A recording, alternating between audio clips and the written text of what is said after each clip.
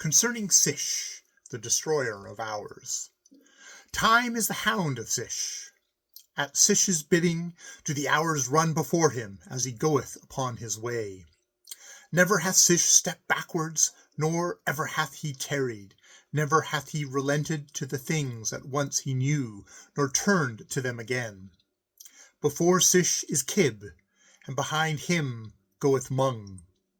Very pleasant are all the things before the faces of Ssh, but behind him they are withered and old.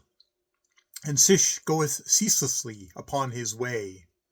Once the gods walked upon the earth as men walk, and spake with their mouths like men. That was in Warnal Mavi. They walk not now. And Warnath Mavi was a garden fairer than all the gardens upon earth. Kib was propitious, and Mung raised not his hand against it, neither did Ssh assail it with his hours. Warnath Mavi lieth in a valley, and looketh towards the south, and on the slopes of it Ssh rested among the flowers when Ssh was young. Thence Ssh went forth into the world to destroy its cities, and to provoke his hours to assail all things, and to batter against them with the rust and with the dust. And time, which is the hound of Ssh, devoured all things. And Ssh sent up the ivy and fostered weeds, and dust fell from the hand of Ssh, and covered stately things.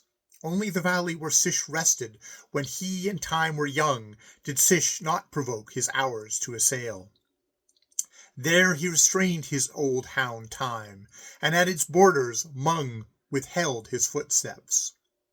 Warnath Mavi still lieth looking towards the south, a garden among gardens, and still the flowers grow about its slopes as they grew when the gods were young, and even the butterflies live in Warnath Mavi still. For the minds of the gods relent towards their earliest memories, who relent not otherwise at all.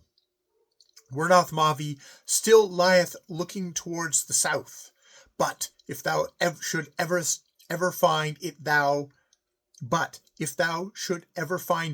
art then more fortunate than the gods, because they walk not in Warnath Mavi now.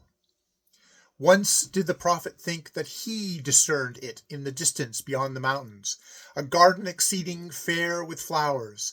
But Ssh arose, and pointed with his hand, and set his hound to pursue him, who had followed ever since.